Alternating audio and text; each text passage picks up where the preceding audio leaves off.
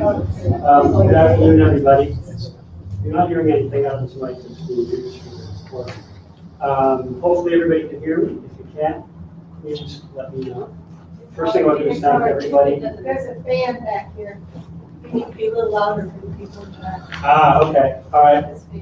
Let me try just speaking up. If that doesn't work, we can actually use another microphone. We'll be holding two, I guess, to reinforce. The other thing, if it's too loud, there's seats up front, so folks are not loud enough. Folks will move up front. So first of all, thanks for coming. We really appreciate the fact that we've got a great turnout. And the first thing I'd like to do before I forget is to thank a number of people. My name, by the way, is Dan Quinlan. I have a small website called divesting.org. It's all about personal divestment. And the first thing I want to do is thank our sponsors. So we have Main Street Landing. They provided the space. We have Skinny Pancakes, who is going to be handling our reception afterwards.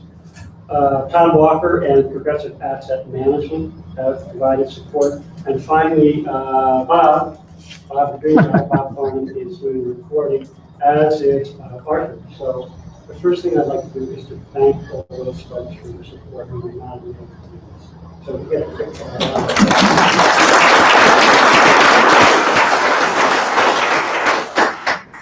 Second thing I want to do is thank our panel, who you all meet in a few seconds, or a few minutes. But personally, I wanted to say thank you guys for coming up. Some of you have driven quite a distance. Everybody's put a lot of time to prepare for this.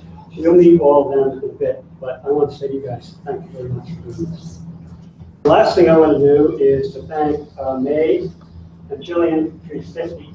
This definitely wouldn't happen if May and 350 Vermont. Jillian, I guess, is out for helping us get this organized. So really thank you for your energy. Hey, Jillian. Think about it.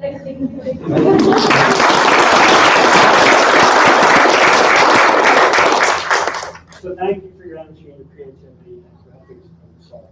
And then where's Deborah? There's Deborah Messing. So Deborah Messing is our other partner in crime, who without her, we've also gotten solved. So thank you for that.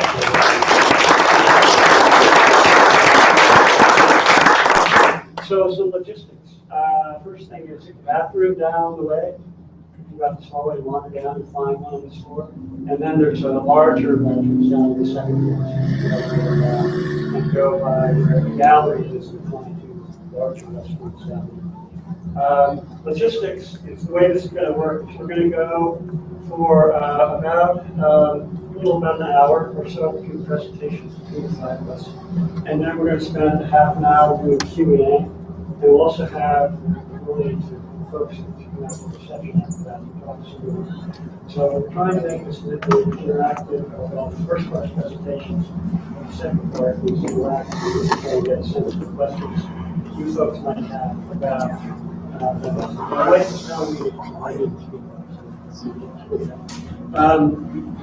so what's our goal today? So there's really two goals. One is that if you're not already fired up about divestment, you walk out the door being very fired up about divestment. The second piece is you've been thinking about divestment, but you haven't figured out how to do it. You're going to walk out with a lot of practical information about how to do that, with real steps that you can go forward with. So that's what we're trying to do. One thing we won't do is make specific recommendations about mutual funds, particular stocks, any of those kind of things. We'll give you a sense of different areas to go look at, but we're not really here in the capacity to say, go buy Tesla, go buy some particular fund.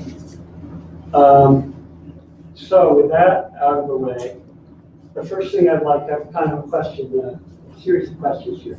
Help us gauge where we're going to go. So the first question is, did anyone happen to see Cornell West speak at Harvard Heat Week last week via the web?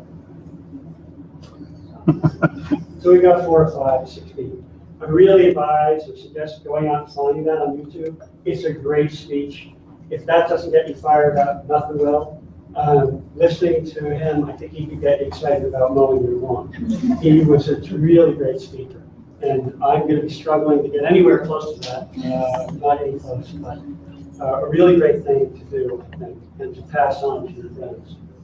Second question is, how many people here already believe that divesting is a good idea?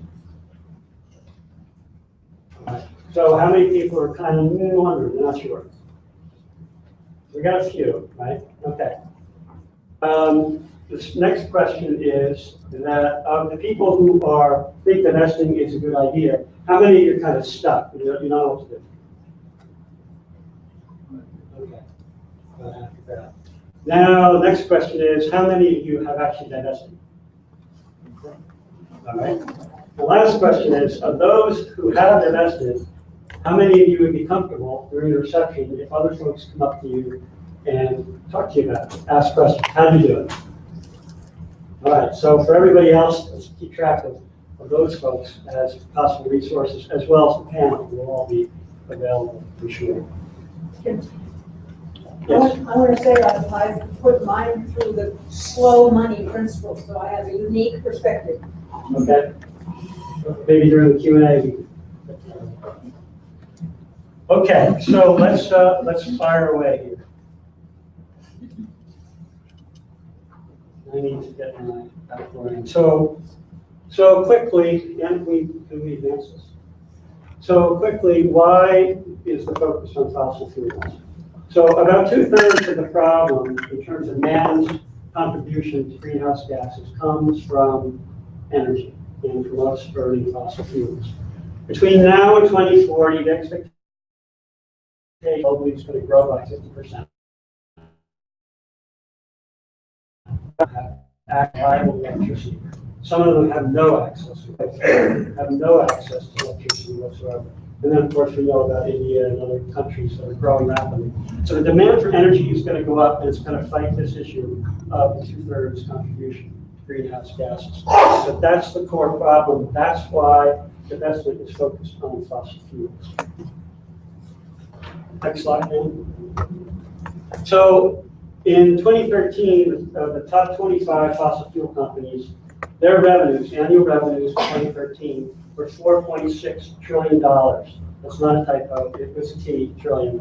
A number of the big companies have their revenues around $400 billion.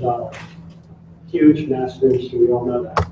Now, what the economists and the scientists and the people who are really thinking about global warming are saying is about 80% of the assets in these companies and others, in terms of assets sitting in the ground, coal, oil, et cetera, they can never be burned.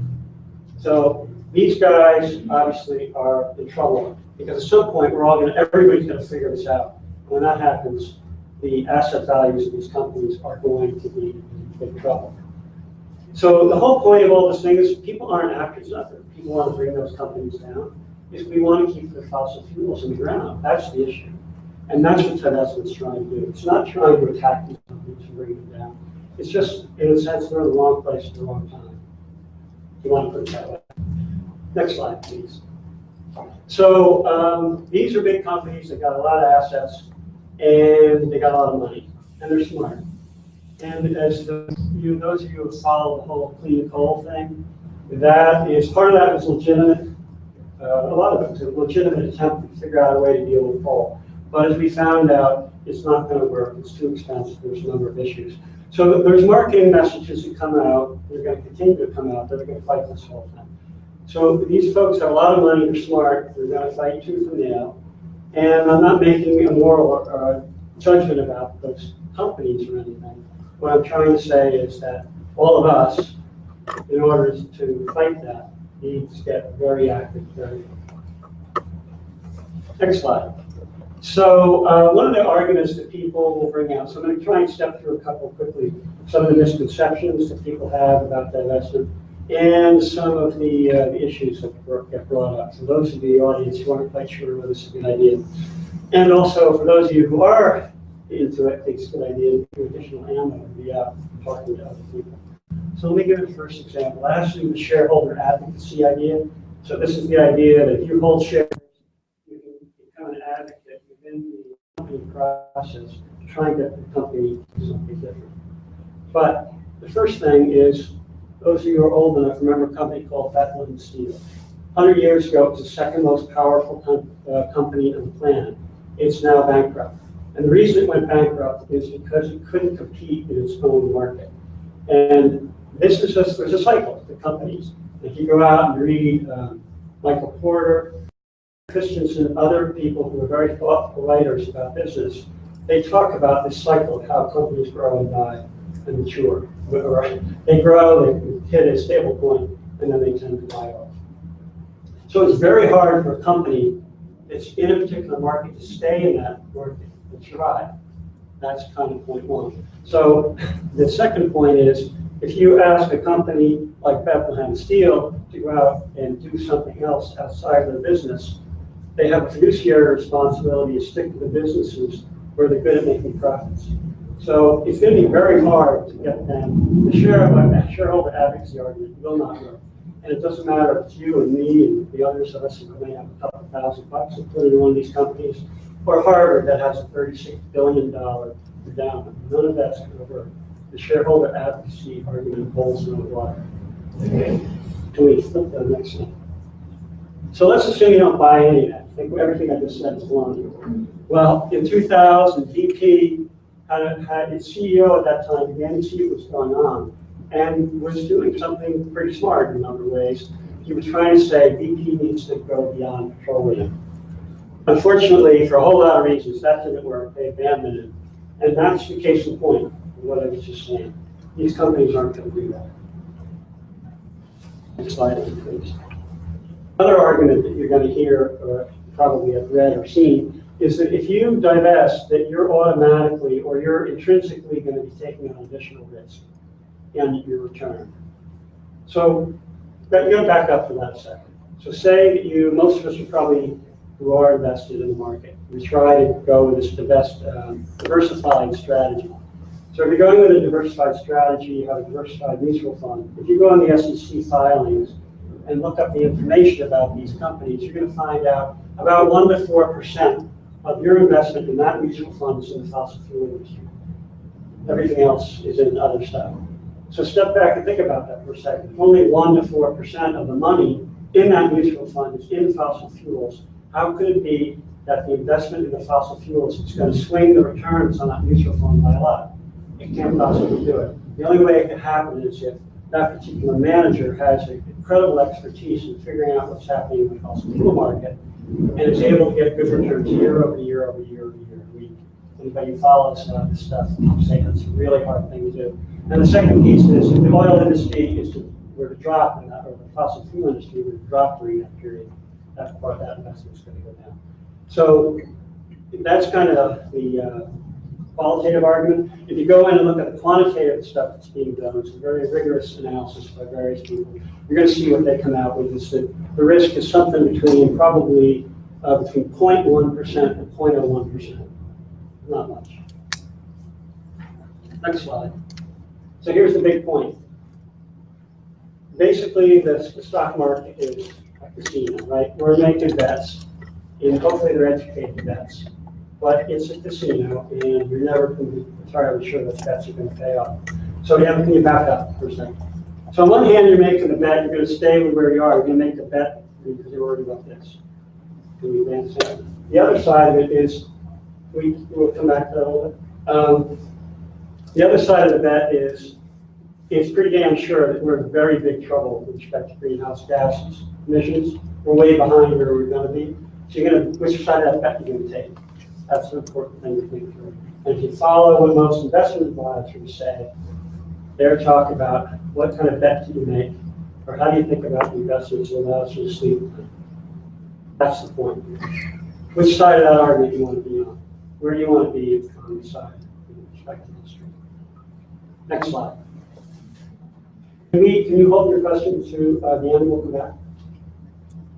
So real quickly, if you've taken your money out of the, and you've divested, what can you do with it? And why does it matter? Well, look, 3 things. One is you can invest in the new energy economy. 2, you can invest in ways that reduce your carbon footprint by doing things in your home, etc. And the returns on those investments can be quite good. And the third thing is, if you do all this stuff and you pull your money out of the fossil-free industry, you're joining a whole lot of people in making that same argument. And the point is, can we make that argument stick such that local, federal, particularly federal legislators start to get it. That we need to have a real national policy debate in the Congress. If we don't do that, that's the key thing. It's got to happen. It's got to happen soon. So next slide, Anna. First, another idea is that divesting is too hard. And let me describe a very simple first step. All the companies that we're not all, but the key companies that we're talking to are very large companies. So if you look at it from the way investing talks about it, you have large cap funds, mid cap funds, and small cap funds. So what that means is if you're a large cap company, it means your valuation is higher than about $10 billion. So you take the stock price times the number of shares of the company, and it means your valuation is bigger than about $10 billion. So some of the companies that we're talking about their valuations are hundreds of billions.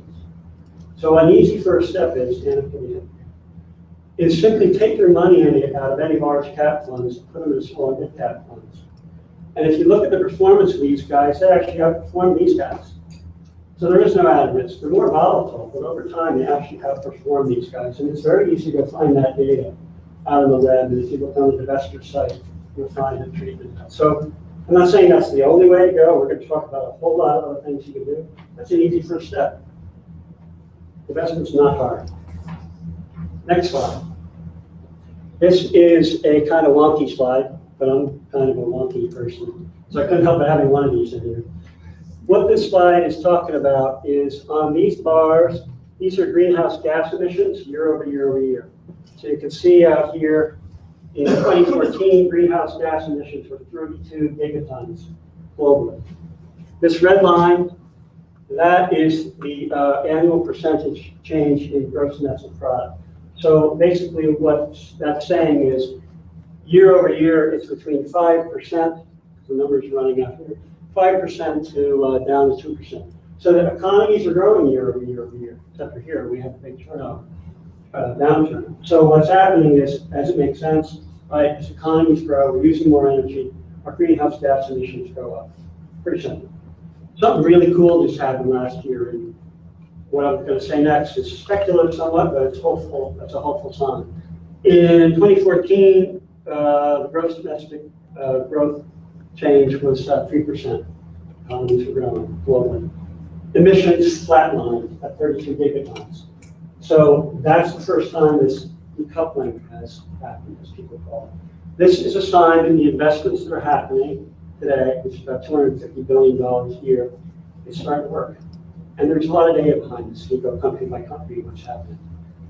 The big thing is that a lot of the folks who are interested in all of this are saying we need to be more like $4 trillion a year in order to meet where we want to go in terms of clean energy. So this is a good sign. There's a lot of good things happening. There's a lot of money going on in the market. Next slide.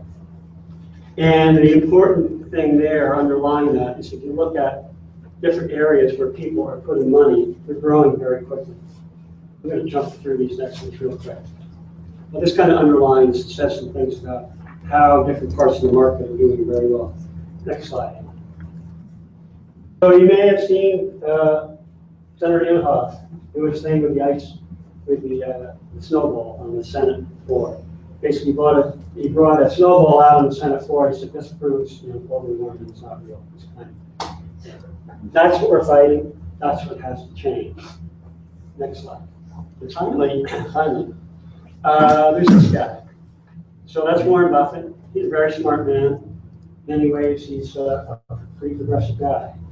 He is not calling for fossil fuel divestment. We got to get him on board. If he's not getting on board, then we all have to either try to push in or collectively say it ourselves. That's the kind of thing that we need to be. That's why divestment matters. In a nutshell. So that's my presentation. So let's switch gears a little bit. And we're going to have each of the panelists come up, and then we go to the next. Well, that's okay. So can you bring up Tom's presentation? So Tom is going to, Tom Francis There's no comprehensive presentation. That's my presentation, I think. Oh, I'm sorry, I forgot. I forgot. Tom was wise in not having a really presentation. So let me tell you a little bit about Tom. Tom's going to kind of bridge what I was talking about with some of the presentations that are going to be about places where you can put your money. So Tom is the director of oil and gas research and fossil-free indexes. His responsibilities include calculating the 100 oil and gas companies in the Carbon Underground 200. If you haven't found out about that, you should go out and read about the Carbon Underground 200. As you'll soon get a feeling for, Tom has an extensive background working with data, including economic statistics, industry figures, company financials, and user demographics. His roles for the Lowe's Development Corporation, IBM, McGraw-Hill, the WEFA Group, and independent consultancy have all focused on aspects of the information analysis vertical. Tom holds a Bachelor of Arts in Economics from Swarthmore, and possibly the most important thing I'm going to tell you, he joined fossil-free indexes after an extended engagement in an arena that's challenged a lot of crazy things. Okay, thank you. I'm just going to sit and I think everyone else here would want to just sit and give our presentations, and as long as we can work this the microphone. So, can you hear that? Move it closer. Closer. Okay. Well, I don't think it's it's amplifying in the room. So I'm going to talk about the financial performance of a divested portfolio. Before I go into that, I'm just going to throw out a couple of topics I often address in case these are important to you and you haven't and you have questions about it.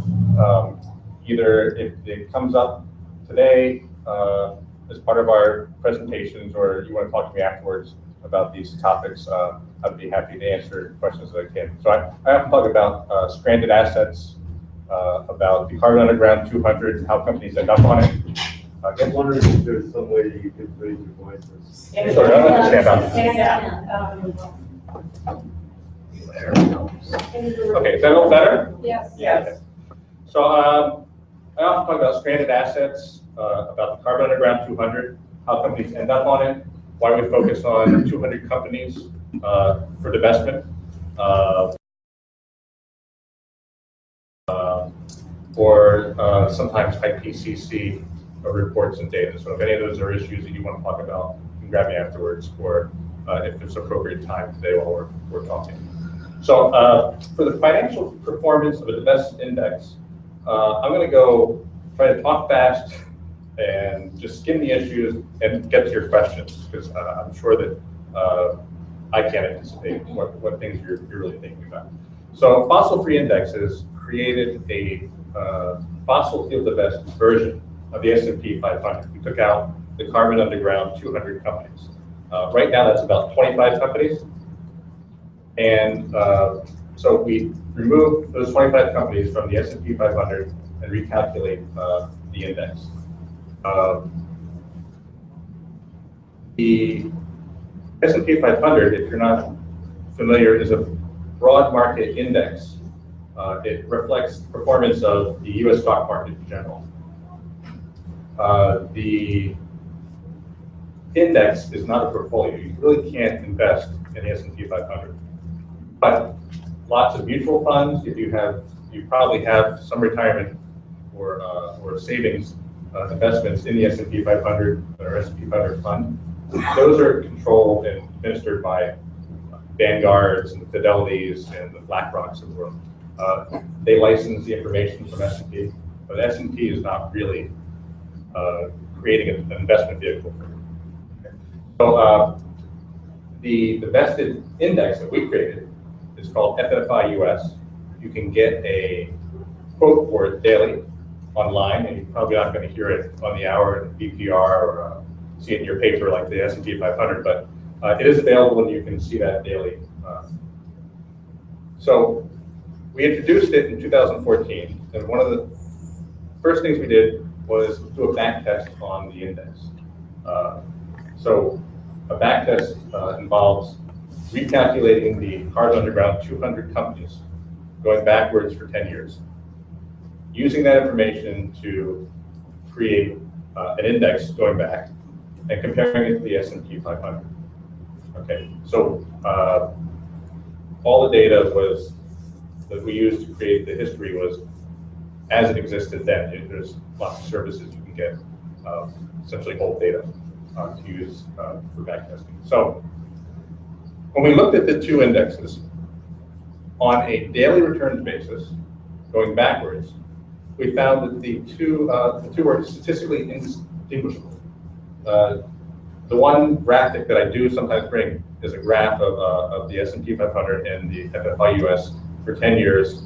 It was a lot like Dan's wonky graph, where it just kind of jags, goes up. But the two lines are right on top of each other. You can't really tell unless you have a really good screen.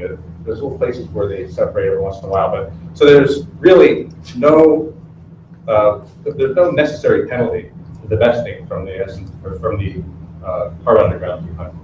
That was our finding. Now, another way of looking at an investment is your risk. You should be getting more return as you assume more risk. That's the theory. It's not always the case in practice. So we were interested to see, well, we took these fossil fuel companies out. How did that affect the risk of the index? And risk is normally measured in a lot of different ways. We took a basket of 5 different measures. Did the same kind of analysis where we go back over 10 years and found that the S&P 500 and FFI US were still statistically indistinguishable on a daily basis. Now, I didn't mention this about the daily returns, but over 10 years, there are periods of boom and bust, recessions, and boom markets. When we isolated those periods, we found that the indistinguishability of the two indexes remained the same. So there was no difference. It didn't matter whether times were good, times were bad for over 10 years. So the backtest didn't include 2014 because that's when we introduced the index. As it happens, in 2014, FFI US outperformed the S&P 500 by 1.5%. So that's actually a pretty big number. When you take that over time, it adds up to serious returns. However, I'm not suggesting that divestment is a way to beat the market. 2014 was a very unusual year for the energy industry, in that the Saudis and OPEC did not maintain their production restrictions, and the industry had a really bad year. So that's reflected in the performance of the divest portfolio. But it's one data point, and it's an important data point to consider. You may also have heard of a study that was in the press about a month ago by Compass Lexicon. They're out of Chicago. The petroleum industry paid them to do a 50-year study on divestment. So they looked at a standard portfolio and a divested portfolio over 50 years, and they found that there was a penalty over the 50 years for divesting. The penalty was less than 1%, and reading the report, I can't say that I agree with everything, that all the assumptions, you have to make a lot of assumptions to do something like this. All the assumptions they made, I can't say that I would agree with them, but I do agree that if you had invested in fossil fuel companies in 1965, you'd do pretty well for yourself right now. The industry has done well, and over 50 years in the past, it has done well. There's no disputing that. So now I've given you 3 different situations with 3 completely different outcomes. There's no difference in divesting. You can make money on divesting. You're going to lose money on divesting. The important thing isn't the last year, the last 10 years, or even the last 50 years. You're all here today because you're concerned about the next 50 years, both for our planet and also for your own investments and your own financial future. So, in looking at your at the performance of a divested portfolio, you really need to think about what's going to be happening in the future. How is this going to work in the future? Dan's comments about risk are right on, and diversification. There's a lot of ways to diversify. You max out in terms of your ability to stem risk through diversification at about 15 different parts in your basket to make it easy. So I think that the arguments that you hear about, you have to diversify, you have to it's more risky, is really overstated. And with that, I'll just open up to any questions that you might have, so we can focus on the things that really concern you. So, are there any questions? Not all once. And Tom, we're also going to circle back at the end of the questions as well. So, Okay, I'm sorry. Do you want no. questions now, and then we'll Take a couple now. Okay. So, Yeah, you mentioned there are 5 or so factors that determine the risk. yes. Can you just mention what some of those factors are? Sure. We looked at things like skewedness and kurtosis. So well, you know what, the best thing to do is at fossilfreeindexes.com, or their website. You search on, I think, fossil-free, or even fossil-free indexes will come up top of this. There's a choice on the website called blog posts. There are blog postings by our in-house quant, Barry Shaxter. Several about the risk measures that he actually did the analysis for risk. He lists each of the measures he used and how they work, what the results were. And he also does the return. So if you're interested in getting more detail about that, like I say, talking about kurtosis and skewednesses. But you didn't say the 5. I'm sorry? You didn't say the 5, which you asked about. Well, I said there's the 2 that I don't know if I can even name the 5. There's, you know, it's on the website. I would encourage you to go look for it. That's not what I paid for. You sent to the website. I paid to have an answer from the person. Thanks. So I appreciate that. I'll get it for you then before we leave. Yes. Again, if you could hold the mic a little closer. Yeah, I don't think it's not really. I just need to speak about it. I'm sorry. Okay, no, it's hard to hear. Okay. Say one more, and then we'll come back to this order. If I can try and interpret what you said, just to make sure I'm understanding, is that looking historically at in the early days of the fossil fuel industry, it was valued highly by the market. There were returns that were maybe in excess of the rest of the market. More recently, it's been very much in keeping with the rest of the market, and that may be characteristic of a mature industry. But you're talking about looking to the next 50 years, and part of, I guess, why we're here today is to maybe change the way in which the market values that industry. I think that the way the market values that industry will change, undoubtedly. There's a lot of resistance from financial professionals on recognizing that the assets on the books of these companies and the reserves that make up the fossil fuels we want to get out of. It's the fossil fuels that are still in the ground that they own, that are on their books, that they are planning on exploiting in the next 10 years. It's called a proved reserve. Companies actually will borrow against these reserves. And it's been an issue in the US this year because as oil prices dropped, the value of reserves dropped, and they were not able to actually borrow as much as they anticipated. I mean, oil is worth half of what it was a year ago, or a year and a half ago. These assets on their books was half as valuable.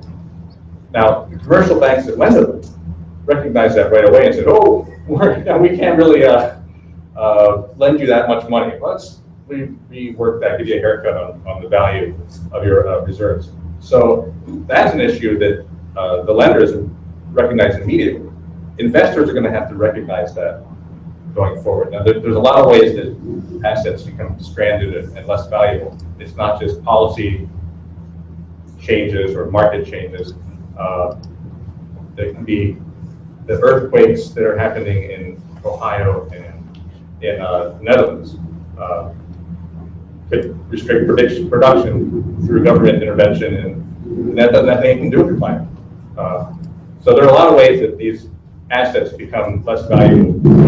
It's really hard to predict what they'll be. So it's very useful very prudent to think about how these assets are affecting your investments in fossil fuel companies. So we have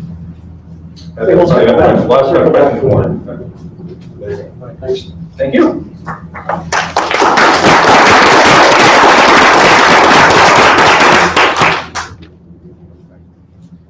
our next speaker is Karin Chamberlain.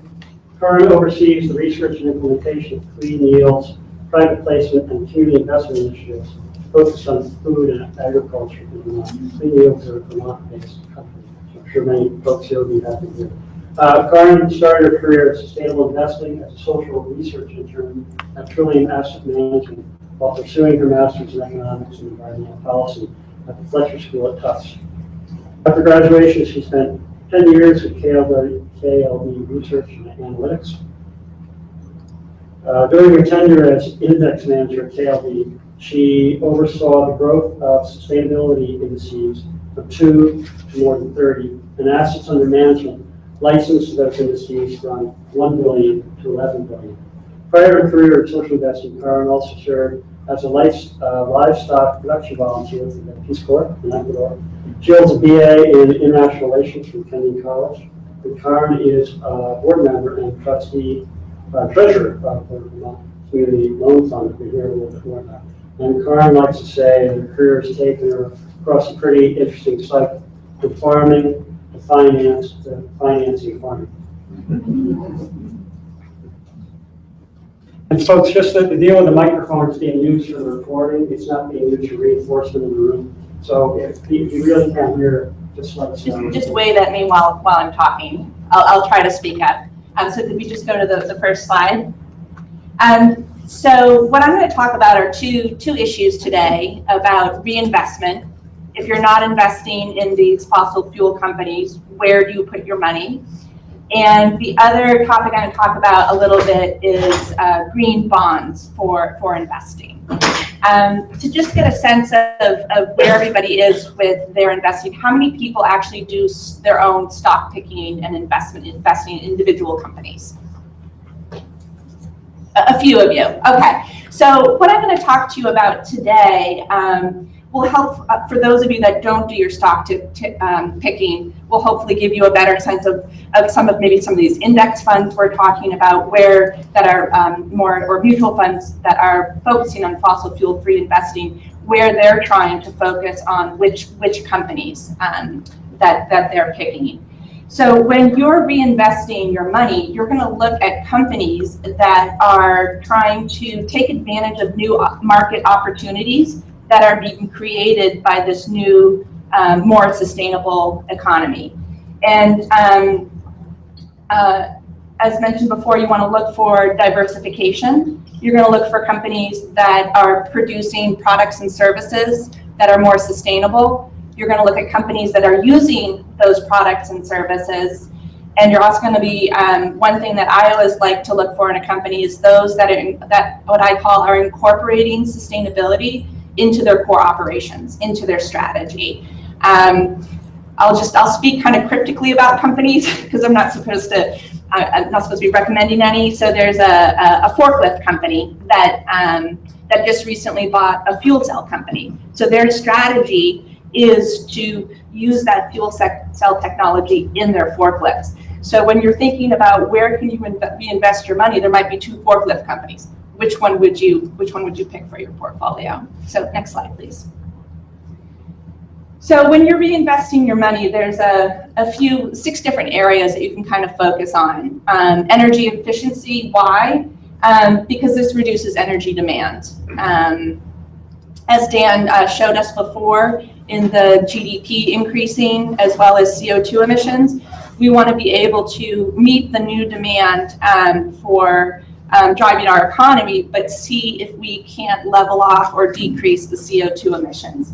So various areas are more efficient power systems, energy reduction through data centers, smart grid technology, demand response technology, energy efficient buildings and retrofitting. Many of the companies involved in energy efficiency, it's a lot of low-hanging fruit. These are your blue chip companies that have just redirected their energies and their product and services to address these specific issues. And oftentimes they're suppliers to other companies who use those technologies. And so next slide, please. The next area I want to talk about is power generation, and Harris, I think, is going to go pretty much more in depth in this area, so I'll just spend a little time on this slide. But basically, there's been immense growth in the US in power generation from solar, wind, geothermal, and biofuels. And these are probably reinvestment opportunities that you've thought of as a replacement for fossil fuels. Next slide. Now, when you're using alternative energy, like wind and solar, oftentimes it's not near the location where it's used. So there's power lines and distribution that we need to think about. And it also is generated at different times of day when it's used. So storage is an important component to help support the alternative energy systems. And the advantage of investing in these companies is that they're going to be ahead of the game when this new sustainable economy comes into full force. So you want to get in when they're starting. At the same point, this is very new, so it's also very risky. So that's where it's helpful to have somebody who really knows how to analyze these stocks within the market to work with you on that. Next slide. Or invest in a mutual fund who's diversifying the risk for you. Another area that you want to look at is transportation. Transportation is the second largest contributor to greenhouse gases, gas emissions in the United States after electricity. And this one is a little bit more challenging to invest in. Railroad is a more efficient way to transport products and services, but many of our railroads generate large revenues for transporting coal and oil. And so you might not feel comfortable investing in that railroad. However, there's a lot of companies that are producing the products and services that go into building railroads as well as mass transit systems. And so that might be one way that you could feel more comfortable about investing and supporting more efficient transportation systems. Next slide. Sustainable agriculture is also a key area to think about in your investment strategy. Not only is agriculture, the way that we manage it these days, is one of the largest contributors to climate change, but it's also one of the most vulnerable. We've seen in California right now with the crop failures. So just thinking about organic agriculture, buying more locally, looking at those grocery stores that sell these products or distribute or manufacture organic or more sustainably raised products. Also, there are companies that are, and I know there's some small startups here in Vermont that make ground sensor equipment where you put them in the ground and it measures water as well as soil composition. So you can be very, very precise in where you're putting that fertilizer, where you're using that water, rather than just a mass, overuse of water or fertilizer or other products. Next slide. And speaking of water, in the last 5 years, we've heard about all the droughts that are happening, not only in California, but I think every region of the United States has experienced drought. In the Midwest and Atlanta a few years ago, they had it. So thinking about our water management, wastewater treatment, just making sure that municipalities are not, pipes aren't losing water, that we're able to measure water use and make sure that we understand how that's happening. So basically, and there's a lot of companies that rely heavily on water. Biotechnology, believe it or not, is probably one of the largest uses of water. So if you were to try to pick a biotech stock, you want to pick one that is aggressively managing their water use. So there's each company in different industries, you might not necessarily think of their impact on climate change or climate change impact on them, but all companies pretty much need to think about these issues in order to not become a Bethlehem steel and die out. So next slide. Actually, so just before I get into the green bonds, basically with the stock picking, the most important thing you're thinking about is diversification. Work with your investment advisor or your money manager and ask for them to do fossil fuel free investing. And if they're not familiar with these strategies, actually at the very end, I have some more resources for you where you can either direct your manager or maybe switch. But when you're thinking about if you're invested in mutual funds or your 401k plan, if they don't offer it, ask for it. Because if they're not going to offer it if they don't see the demand for it. So be vocal about what you want. So I think I'm going maybe a little bit over my time, but we'll take some questions at the end. So the next thing I wanted to talk about was green bonds and green bond funds. There's been a huge growth lately. Just in the first quarter this year, there were 7.2 billion in green bonds issued and 44 different issuances. Now these were through development banks, municipal bonds, quasi-sovereign bonds, and corporate bonds. Next slide, please. So the first green bond was introduced in 2007 by the European, I believe, Development Bank. But since then, you can kind of see the trajectory. The red line is the cumulative amount outstanding, and the yellow bars are each introduced new year. So you can see that it's really growing. But most bonds are oversubscribed. Green bonds are very oversubscribed. So the demand is growing. It's hard to get into them, but the demand will drive more issuances. Next slide. So for retail investors, when you're thinking about green bonds, they fund a wide range of projects, but they really do focus on water and energy efficient buildings. The ones from Q1 of this year that were issued were in Massachusetts, Indiana, and Tacoma. In Massachusetts, they actually have a retail program where you can, as an individual, purchase bonds through the site.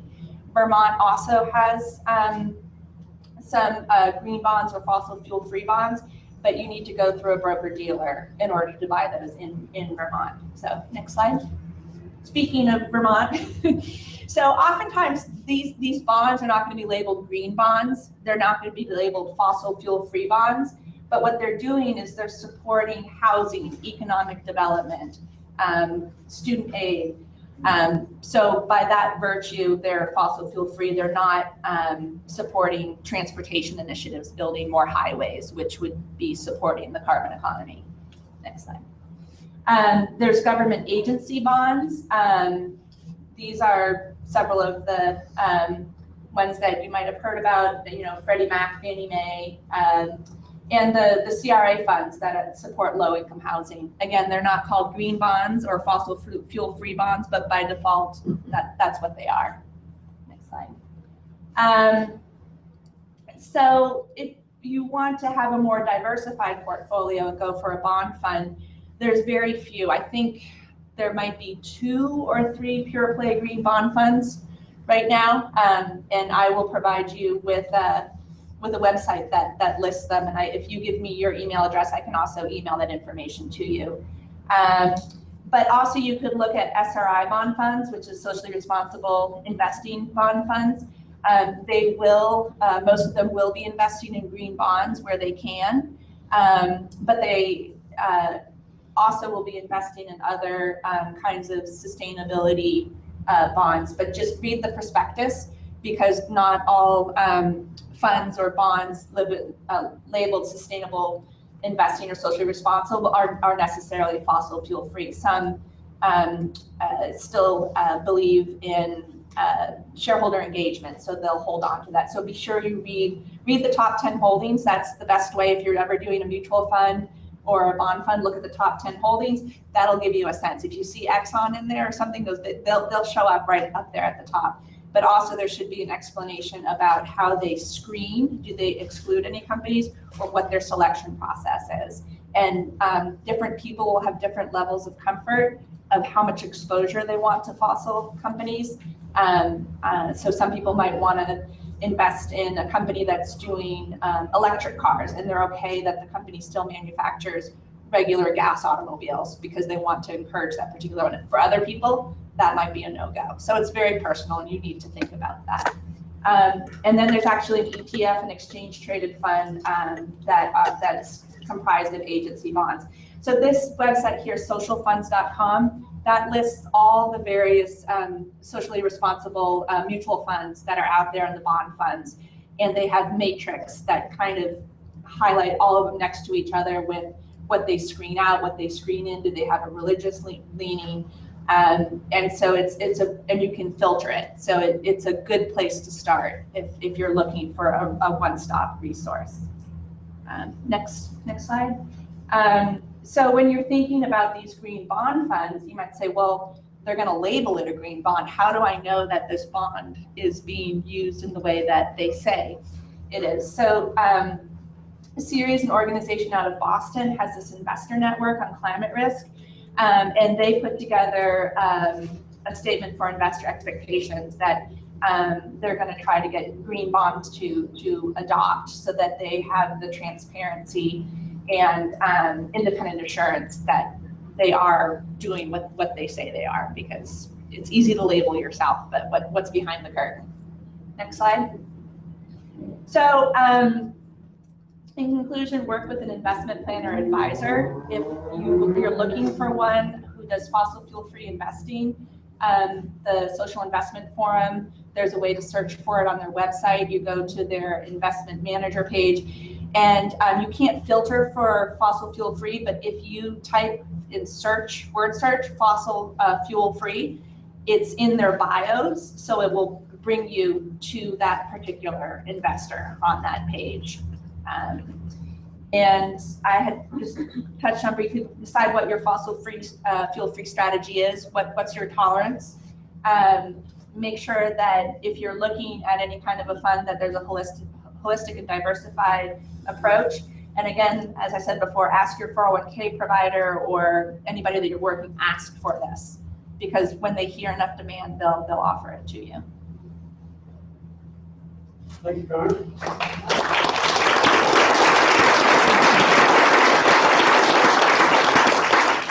I think we're going to do is just keep firing through, and then we'll come back to questions for everybody at the end. As always happens with these things, we're running just a little bit behind. We started late as well. Harris is president of Swiftwood Press here in Burlington. He's the publisher of the Roen Financial Report. As you're about to hear, Harris has deep expertise in the alternative energy investment arena, analyzing individual companies and mutual funds in energy sectors including wind, solar, smart grid, and quite a few other arenas. Harris was a professional portfolio manager for over 15 years before starting its alternative energy investment web service. And if you haven't seen the Roen report on the web, I really encourage you to go out and look at it. There's a lot of great resources on it. So Harris. Yeah. I'll move right up here in front. And I have a few things to click through, so can you hear that? Yeah. When I do that, why don't you just advance the slides? Okay. Let's try it that way. Hi, my name is Harris. I'm going to talk about alternative energy mutual funds and exchange-traded funds. So it's not exactly just solar and wind, but there's a lot of other things as well. And then I'll give you a list of the funds that I cover in the Roen Financial Report. And I'll first discuss the exchange-traded funds, the ETFs, and those choices there quickly. And I'll talk about a little bit more in depth some research I did into mutual funds about which ones are the cleanest or greenest or however you want to put it. Some of these might need to take a few clicks. I don't know what happened with this PowerPoint. Okay, so what are some of the advantages of mutual funds and ETFs? Well, one is which Karin mentioned, I believe, is kind of instant, immediate diversification. You'll get a whole basket of investments just by purchasing that one fund. You'll have, in the case of mutual funds, you'll have a professional manager or a team of managers behind that fund. So it's something they, eat and breathe every day. It's their bread and butter. So that can be a powerful thing. It's ease of entry. Most of the funds, maybe we'll have $1,000 minimum or $2,500 minimum to get into. So it's usually not that bad. And low maintenance, you're not sitting there thinking what stock I'm going to trade every day. Of course, you still need to keep an eye on the fund itself, but it is an easier way to do it. Okay, so this is the list of exchange traded funds that I follow. I'm going to use a little cat toy here. I don't know if it'll work or not.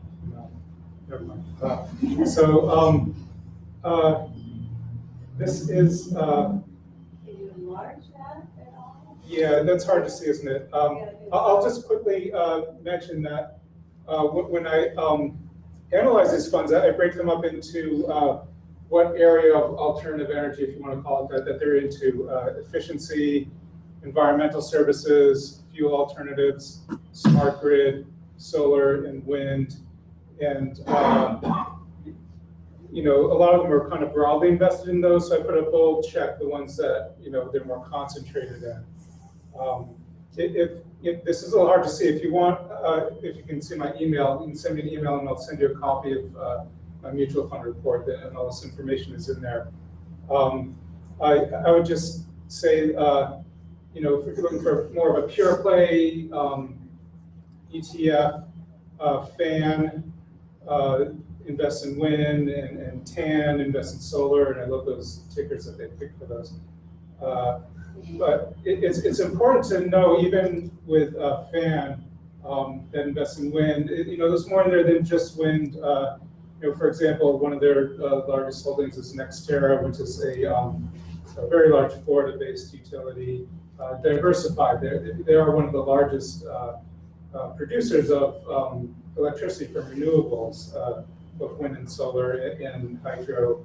But they also have, I think, the largest nuclear fleet of any of the utilities, and natural gas. And I don't think they're to coal, but they might be. I don't know. But and they're also invested in Siemens and General Electric, which are huge multinational conglomerates that invest in, or that are in the business of almost everything. But having said that, they're also key players in the wind turbine industry.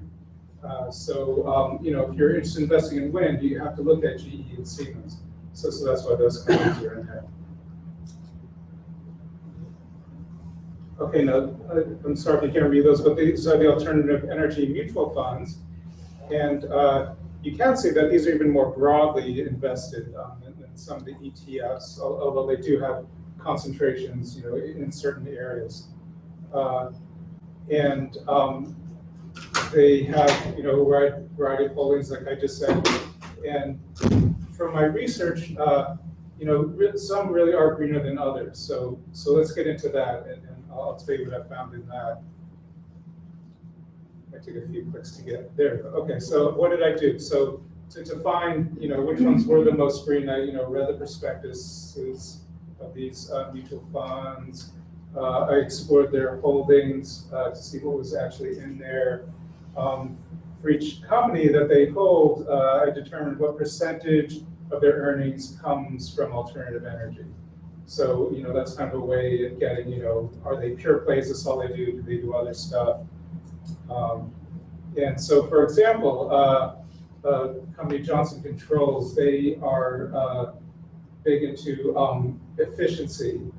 They do large, buildings, commercial scale efficiency projects, LEED certification, energy controls, so those kinds of things. So it's a very important company in that. However, they do other things as well. They do auto interiors, and they do fire safety, and so I estimated maybe 65% of their income, their earnings comes from alternative energy. Another company that I do include is Google, and you would think, why would Google be an alternative energy company? They've come to realize that basically, electricity is the core of their business, and no electricity, no Google. So they've taken that to heart and have become, large investors in wind and solar to the tune of $1.5 billion last time I checked. So, I consider them a player as well.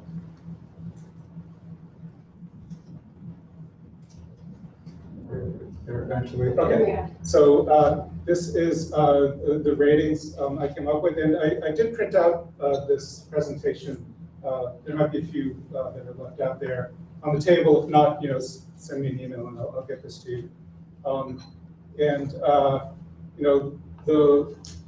This kind of shows the different mutual funds in which have more alternative energy and which has less. So I found there to be quite a difference. So I'll go through the top three most alternative energy and then the least. So the top one was first-hand alternative energy. They 5 of their top 10 weighted holdings were pure play alternative energy companies. They have a very specific prospectus on what they will invest in. And I should note it's a small mutual fund. It's probably on the risky side, so just something to keep in mind. New Alternatives Fund. They've been around probably the longest, but they came out very strongly in my analysis. The top 6 of its weighted holdings are 100% pure play alternative energy. The top 50% of its weighted portfolio is estimated to be 75% involved in alternative energy. So, my estimation is about 75% of the earnings that come from these companies are alternative energy.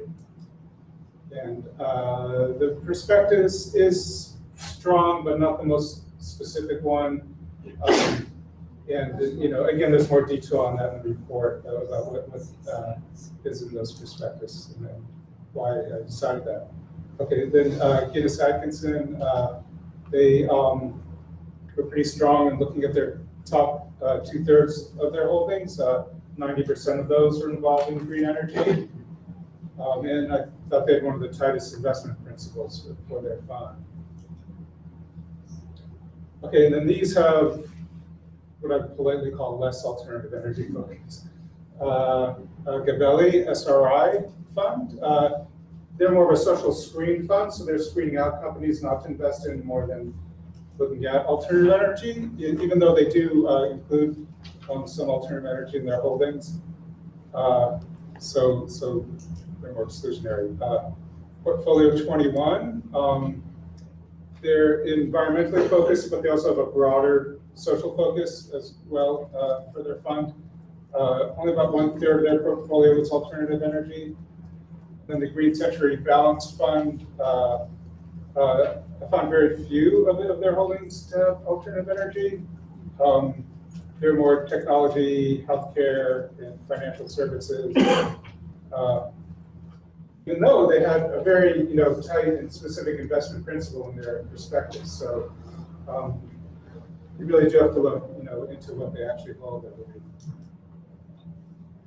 Okay, so in conclusion, this kind of tells you which funds are the greenest, but does that mean they're the best fund to invest in? Not necessarily. You need to do more research on that. The risk of the fund, the fees, capital gain exposure. There's just a whole lot of criteria that are important to look at. So thank you, and that's the website and my email if you have any questions. We'll ask them here at the end or send me an email.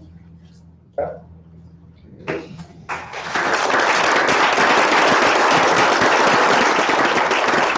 One thing I'll note about what Harris was talking about, and we start to go look at what we're doing. There's a lot of quantitative analysis to go through when he's talking about a lot of data flowing through that. So it's a really interesting way of looking at things. Final speaker is Jake. So Jake really brings things home in terms of the Vermont perspective and a different avenue for how folks might want to think about reinvesting money. For the past 10 years, Jake has been Director of Development for the Vermont Community Loan Fund, Vermont's longest running and highest impact community development financial institution. Jake is responsible for the loan fund's communications and public outreach, fundraising, and capitalization. Prior to Loan Fund, Jake's career focused on fundraising and management for community organizations. So Jake's going to take us through part of this that not too many people think about. How can Vermonters take their investments and use some of those dollars to help the great entrepreneurs in the state and support the local economy? And he's going to be talking about the Vermont Community Loan Fund, obviously, but other opportunities as well. Thanks, Dan. And thanks everyone for being here. It won't be too long. But like Dan said, I wanted to focus on some of the alternatives to some of the other options that you've had as you think of what you'd rather be doing with your money. These are some opportunities that are available to you in Vermont. They are alternative investments. And I just want to define community investing just so we're clear about what that means to me. And basically it's two-pronged. One is that it's locally focused. It's money that will stay here in Vermont to do things here. It will not leave the state. And the second is that it's community-minded. It's not just investing in Vermont, it's investing for Vermont with some sense of the greater good, whether that's a stronger community or financial opportunities for folks that might not be able to access them as easily, or supporting local businesses, things like that. And I also want to be clear, a couple of these that I'll talk about are nonprofits, including the Vermont Community Loan Fund. I want to be clear that I am talking about investments here. These aren't necessarily gifts or donations to these organizations. We're talking about yield-bearing investments. We just prefer to define the yield as not just financial. That certainly is a very important piece of the pie. But we're talking about a community yield as well. Social return, we like to call it. So first slide. First, I'm going to talk about the VSJF Flexible Capital Fund. It's a program of the Vermont Sustainable Jobs Fund, the VSJF, which does a lot of great work. They're a fantastic organization if you're not familiar with them. They run the state's Farm to Plate program, the Vermont Bioenergy Initiative. They coordinate the Renewable Energy Atlas, and they started out and still do an annual livable wage study. They've been the champions for the livable wage for folks in Vermont for years and years. The Flex Cap Fund is a mission-driven provider of near equity mezzanine financing. So what does that mean? It's somewhere between bank debt and equity financing. So they're very creative and do a couple of different things. And usually, depending on the deal, the company that they're investing in, they're doing a mix of these two things. One is subordinated debt. So they'll provide a debt instrument that will subordinate the traditional debt to bank debts, providing a little bit more flexibility for the company to work with that money. They also do royalty financing, which instead of selling an ownership stake or an equity piece in a company, they will sell a projected revenue stream, a piece of a revenue stream. So the investor will make money not necessarily upon the sale or an IPO being issued for the company. They'll make money as the company makes money. The Flex Cap Fund typically is going to go deal by deal and assess the deals to come up with a mix of those two things. So they have a variable pricing and structure. They're very creative in that way, and they're very good at it. What are they investing in? They're investing in the good stuff. Growth companies in the green economy, sustainable agriculture and food systems, forest products, renewable energy, and other natural resource sectors doing work here. Specifically, they're looking at companies that aren't necessarily starting up, or definitely aren't starting up, but companies that are growing.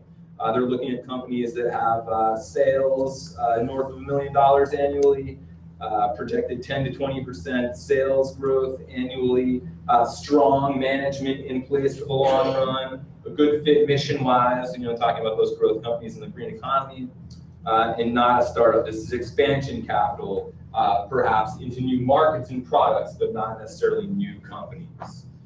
So the next slide, please. What does investing with a Flex Cap Fund look like? They're looking for accredited investors. Accredited investors are folks with individual incomes of at least $200,000, or I think if it's a couple, it's $300,000. And folks with a net worth north of $1 million. So larger individual investors. The Flex Cap Fund, actually investing with the Flex Cap Fund doesn't look like very much right now. They've just stopped their first round. They're very successful. They raised their $4 million. There's a second round currently under consideration. So if you're interested in that kind of investing in local businesses with the potential to grow a lot, you can contact Janice, who's the president of the Flex Cap Fund. That's her contact information. And as always, if you get my stuff, will be up there at the end too, or we can talk later. I can connect you with all the folks I'm going to talk about if that helps. So next slide. Second slide. The Vermont Small Business Offering Exemptions. This is a program that's actually changing the financial regulations. That came about, I think, in June of last year. It's June of 14. It's the Vermont Department of Financial Regulation. Changed the code to say that Vermont businesses can raise up to $2 million from Vermonters. Individual investors can provide up to $10,000 in stock equity. So whereas the Flex Cap Fund is doing that mix of royalty financing and subordinated debt, this investment is an equity stake in the company. That $10,000 restriction is for non-accredited investors. There are no restrictions for the amount that accredited investors can invest. And if you're interested in learning more, you can contact the Securities Division. They will be happy to tell you all about it. Next, please. Slow Money Vermont. So you've probably heard of Slow Money. It grew out of the Slow Food Network. And I think that there's some misunderstanding about exactly what Slow Money is. But Slow Money is a national movement. Slow Money Vermont is the local chapter. There are chapters kind of scattered around the country and actually around the world of Slow Money. And the Vermont chapter was launched last fall. Their goal is to, the misunderstanding about Slow Money is that there's money involved. That Slow Money is the provider of the capital into these businesses. When Slow Money really, as an organization, is a couple of things, but it's primarily a convener. So it's bringing folks together to create a network of investors and philanthropists that are interested in financing food systems and food businesses. So Slow Money primarily is a convener. It's bringing these folks together, wants to bring folks together and to help facilitate that relationship between the money in and the money on the ground. So they're a facilitator of that, and they're a cheerleader. They want to promote food systems and promote the role that we all can play in fostering healthy businesses and food systems. The primary tool that they use to do that is entrepreneur showcases. So you'll have a couple of entrepreneurs come and maybe pitch their business and talk about what they're looking for to folks in the room that might be interested in playing some kind of role in helping to finance those businesses. And then those folks can pair up and talk kind of outside of the venue and see where it goes from there. There's actually one coming up on May 7th, Slow Money Vermont's first entrepreneur showcase. It's happening at the Hotel Coolidge in White River Junction. It's going to be fantastic. They just announced the folks that are going to be there, and it was an interesting mix of folks. It'll be very interesting. So if you'd like to learn more about that and maybe get involved, it's very easy. You can contact Eric DeLuca. There's his contact information, or they have a Facebook page, which you can find very easily, Slow Money Vermont, that will keep you up to date on all of that. Next slide. So the Vermont Community Loan Fund. So the loan fund is a mission-driven alternative lender providing flexible financing and financial services. We are a CDFI, which is another acronym in the sea of acronyms, but this one stands for Community Development Financial Institution.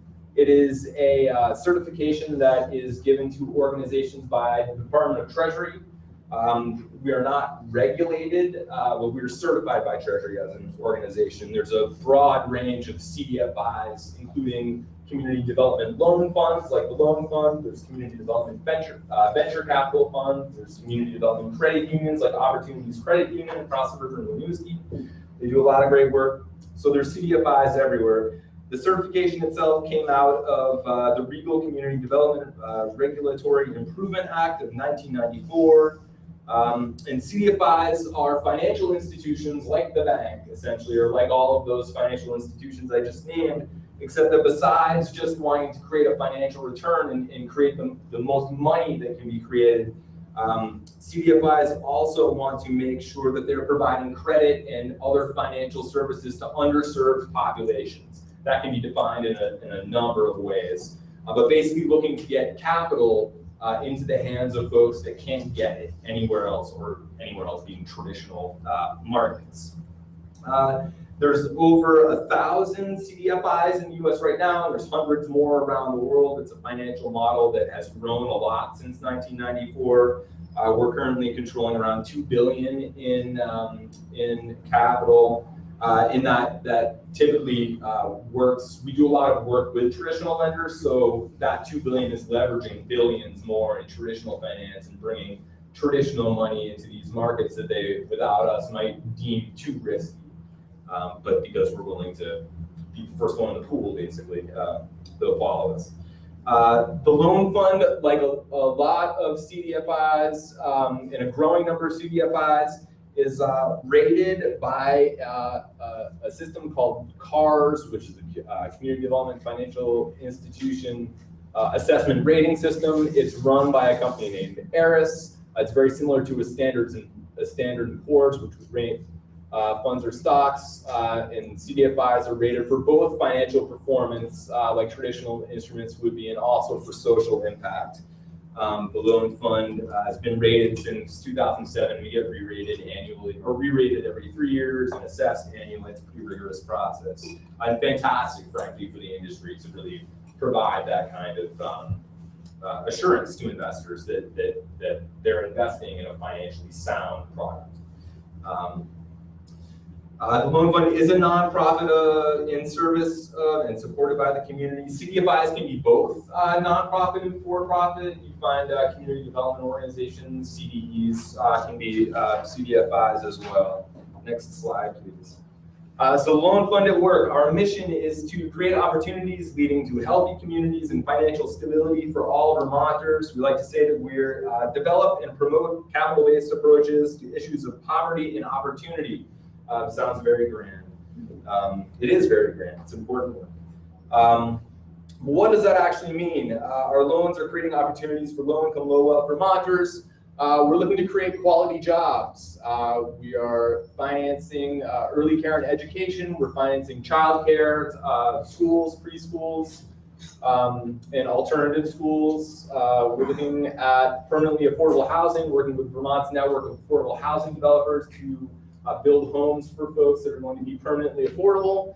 And we are also financing other nonprofits and health service providers, healthcare centers, the community health centers of Burlington, Spectrum Youth and Family Services are a couple right here, but all over the state. We're working all over the state. And just some numbers at the bottom, we've loaned $85 million since '87 to create jobs for 4,500 folks, 3,600 homes, 3,400 kids receiving quality care, and we've financed organizations, community organizations that are providing services to hundreds of thousands of folks.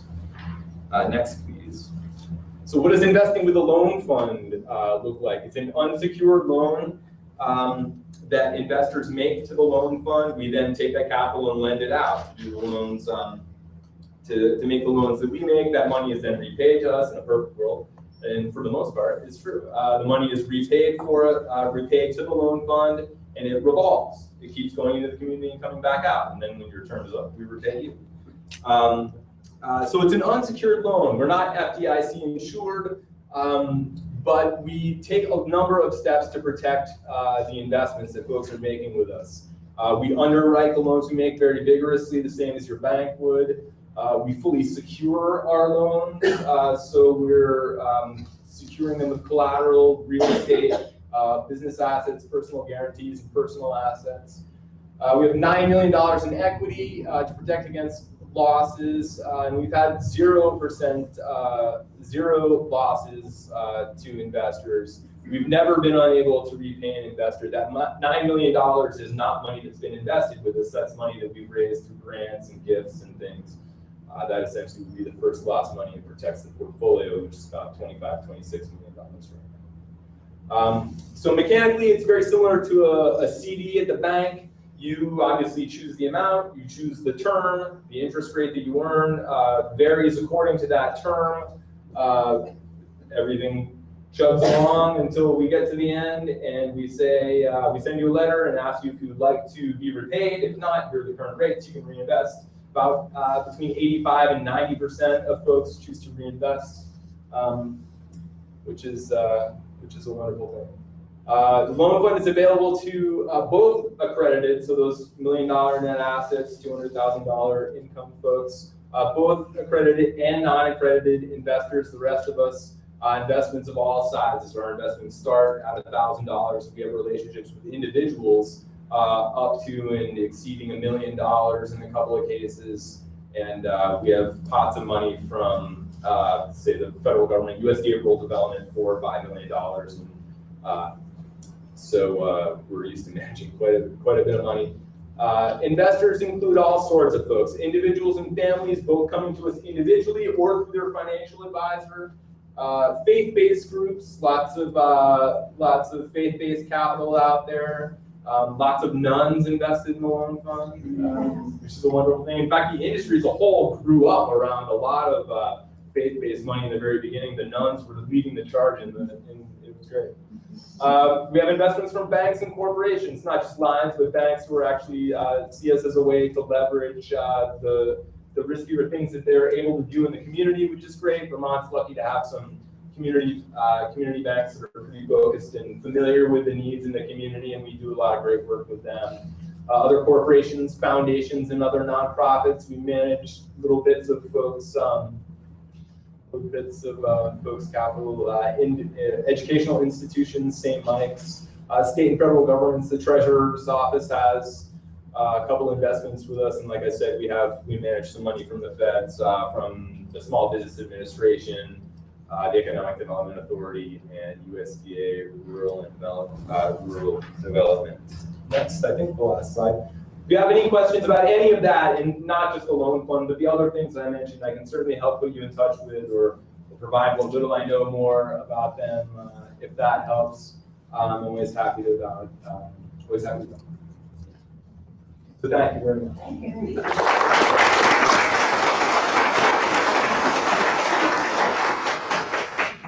So thank you, sir. And I'd like to thank all the panelists. I hope that what's come across in the last 40, 50 minutes is the level of expertise and knowledge in these four folks and the organizations that they represent.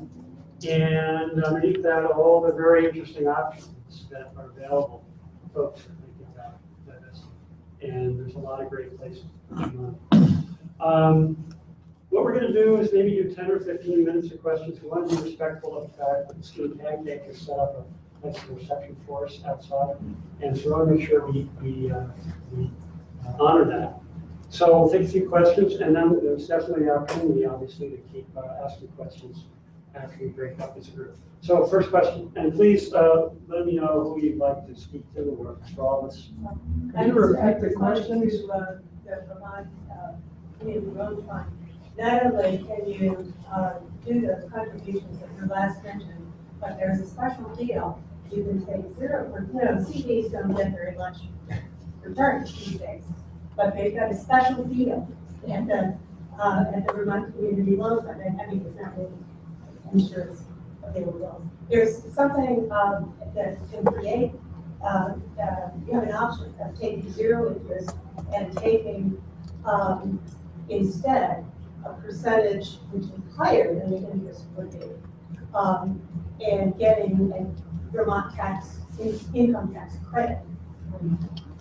Yeah, that's right. Barbara, I couldn't have said it better myself. It's called the Charitable Housing Tax Credit. It's a program through the state where you can invest with a loan fund at or below a certain rate that varies every year. Right now, it's 1.25. Our 1-year investment is lower than that right now anyway. So you can take 0% and get a pre-tax a tax credit based on the value of your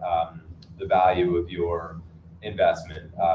Feel as though you're doing something charitable at the same time. Exactly. Yeah. It's that balance of yield and social return. Yeah. Thank you. Thank you for doing my job. Just pass the microphone around so the questions get recorded. Sure. I'm tempted to throw it. Could someone talk about fees associated with some of these alternative energy mutual funds and exchange traded funds, and fees relative to what I think we're more familiar with typical index funds. And are there any alternative energy index funds with very low fees? Karin? Yeah, I don't know those numbers off the top of my head. I do know they're comparable with the universal funds, but they do vary. I mean, it's important to look at that because they do vary quite a bit. They're,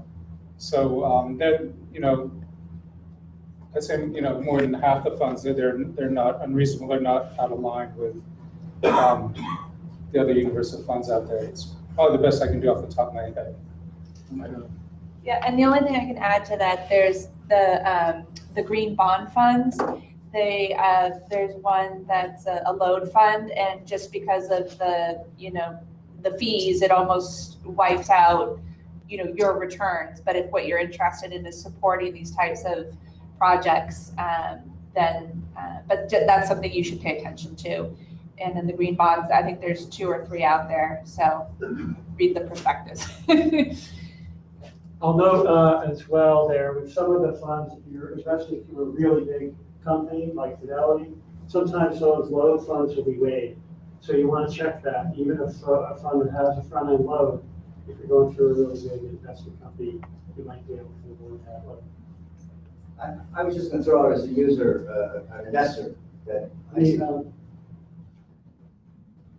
as an investor, I see a lot of ETFs, exchange traded funds, that have fees that have to 1% range. So I'm finding that through that doorway, which is different mutual funds.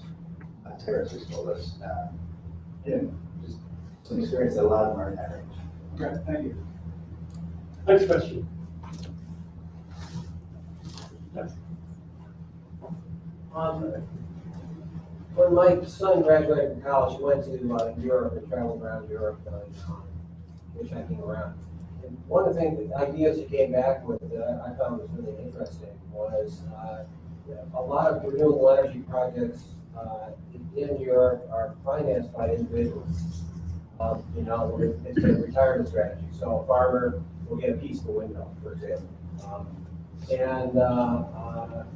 I've always been interested in that because when I talk to any investment advisor, when I say I want to, invest in renewable energy, they'll point me to a company, and point me to stock.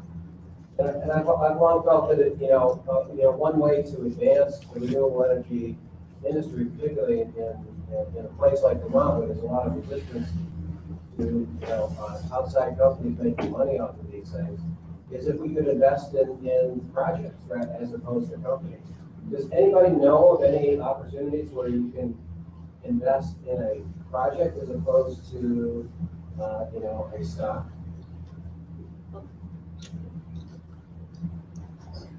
There's somebody on the audience too. Yeah, I have an answer to that. Acorn Energy Co-op in Addison County has projects underway that you can invest in individually. Acorn Energy Co-op, Addison County.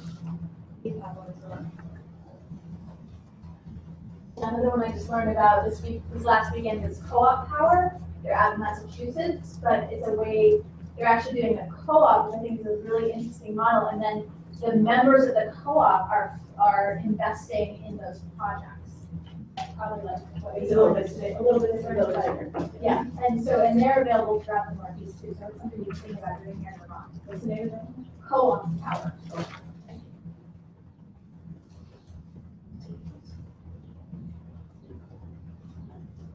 Jake, I wonder if you could speak for a minute about the community loan funds loans to alternative energy companies such as Uncommon, and your thoughts on expanding that sector in the future?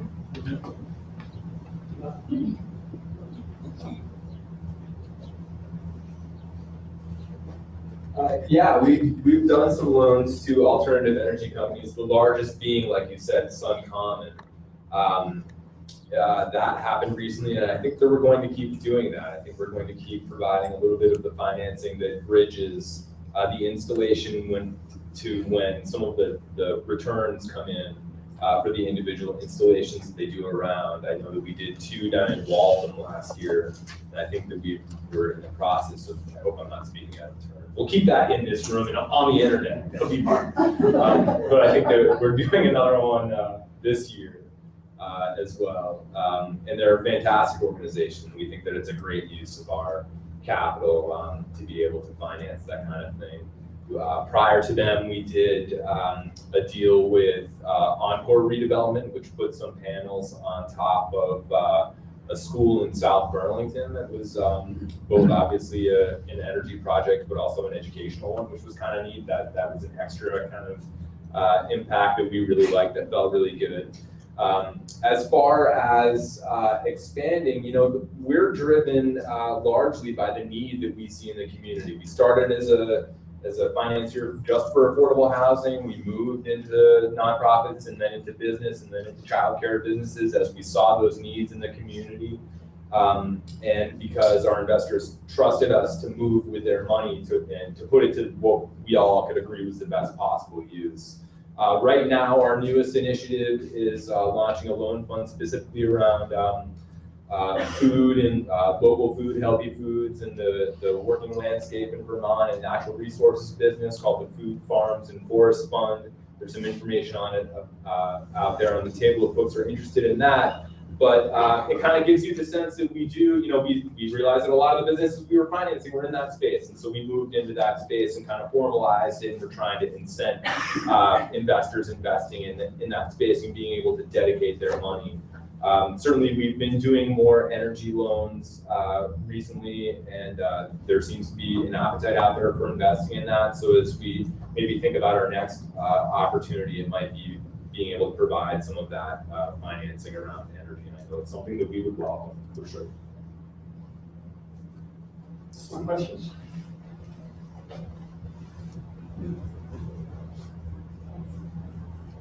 I'm wondering if anyone knows of a cheat sheet that could be available to people who are trying to work with investment advisors.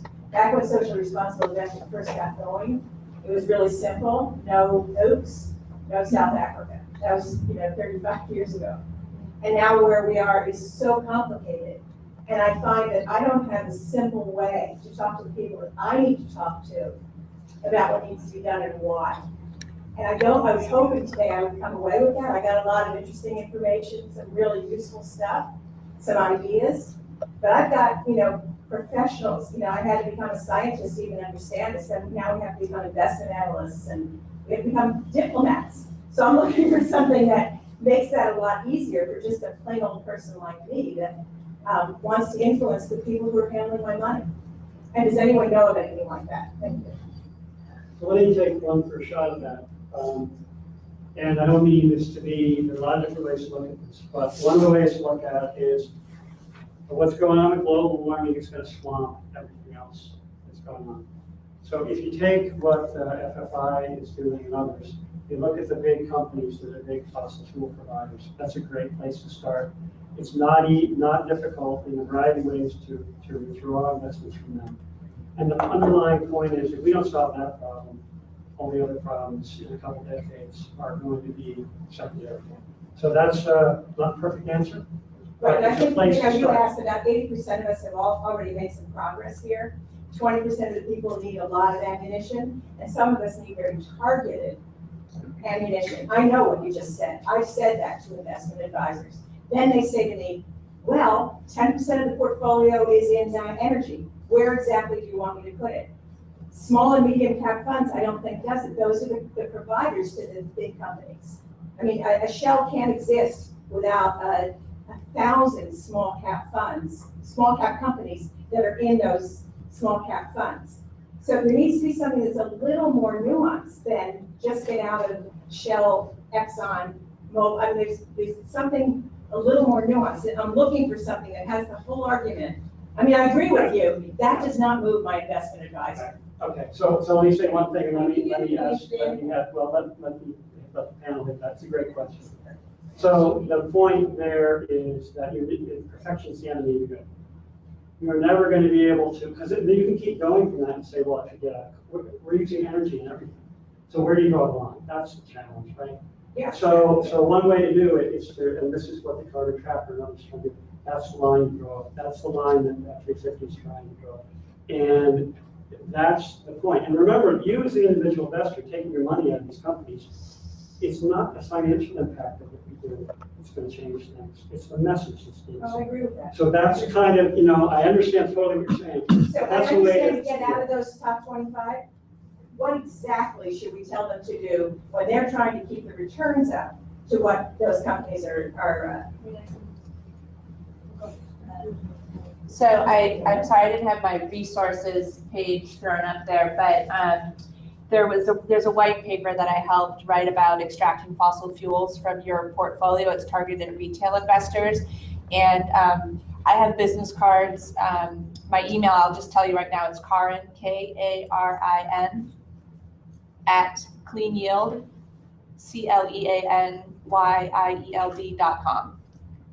And I'd be happy to provide you with some of those resources. The socialfunds.com website, again, that's a really good consolidated list of all the kind of socially responsible investment funds. They have a matrix, so you can pick the ones that have a green focus or are fossil fuel free or help you narrow down.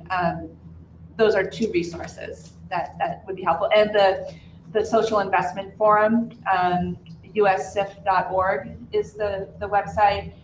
They have lists of investment advisors, but they also talk about community investing. And I'd also encourage you to do that. Right now, about 99% of our money is invested on Wall Street in these large companies, but 50% of our businesses in the United States are small to medium-sized enterprises. So think about if you took 1% of all of your money and invested it in the Vermont Community Loan Fund in businesses in Vermont, what kind of impact that would have. And we talk about, from a financial perspective, that it's preservation of capital. You're not getting a big financial return, you're getting the social return, but the track record is you're not going to lose your money if the market goes down. So all arguments also to invest locally.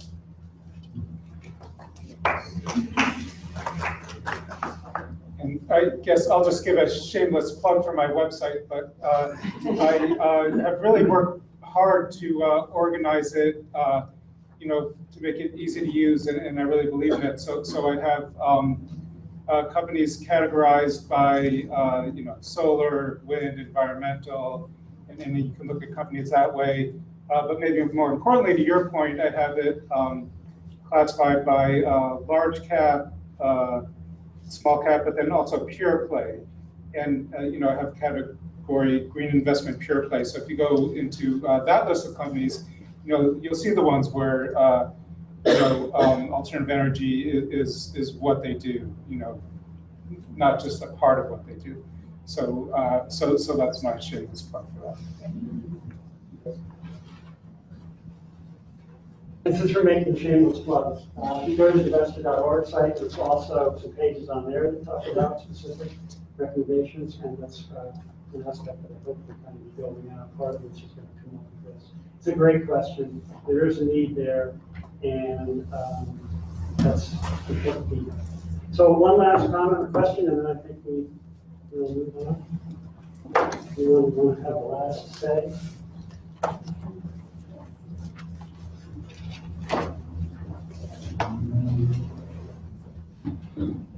I want the whole petroleum industry to go away.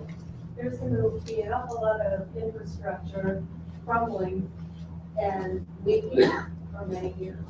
And I'm wondering if any of our investing folks have a comment about how to invest in keeping our planet green while getting rid of the whole fossil fuel industry. There's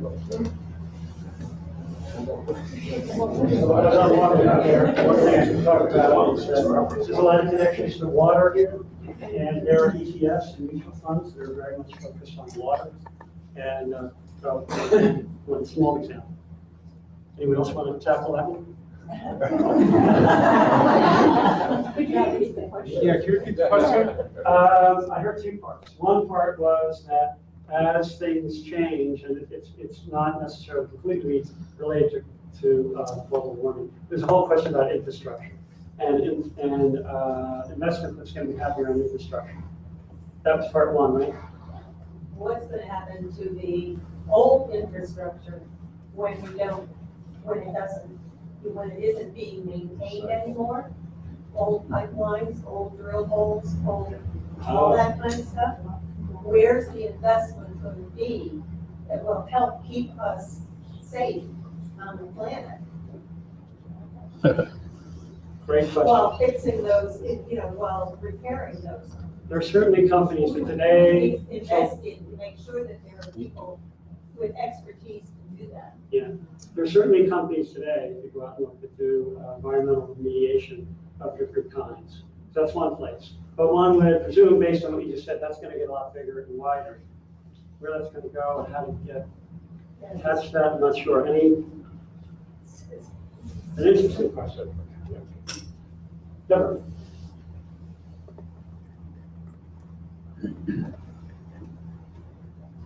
Could you speak to the idea of once we divest from a company or a sector, where can we let this be known to the wider audience? Are there places where we can announce that we are divesting or we have divested? Another great question. So the two spots I'm aware of, one is on the divestor.org website. There's a commitment page. There's also Divest Invest. You can go there and sign up. Fossil Free 350 had a site, but I believe what they're doing is now they'll redirect you to Divest Invest. So, and there's a connection between Divest Invest and divestor.org. We talked a lot. So you can actually go to both sites and sign up. Very clear. So let me kind of wrap up. Can I just add to that? Just use social media. I mean, frankly, you reach more of your friends online than you do going, to your next door neighbor and talking to them on their front porch. It's just one tool that you can use. That's a super powerful answer. It's the right answer to get first. And that's what we all have to do. So one other thing I want to say is Jeff Forward is here. We're going to spot over there. Jeff's got a pretty neat community solar project in Richmond. And so here's those kind of projects, a small scale. Talk to Jeff. He's done some really interesting things there.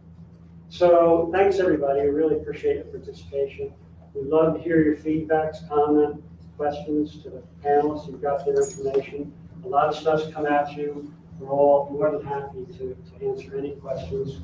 If you forget their contact information, you can come through the website and Maeve and Jillian or myself, and you can come back to the contacts for this seminar. There are contacts there about how to get in touch with us. We get panel numbers, etc.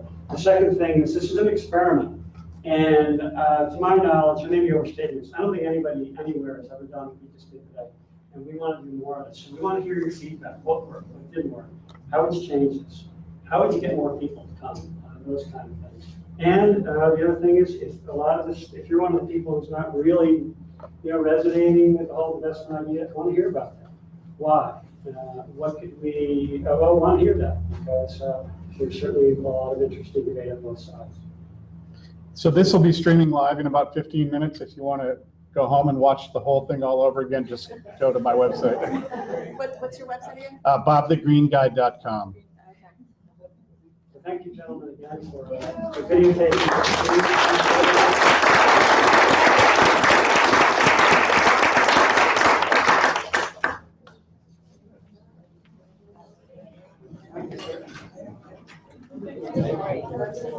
That was great. But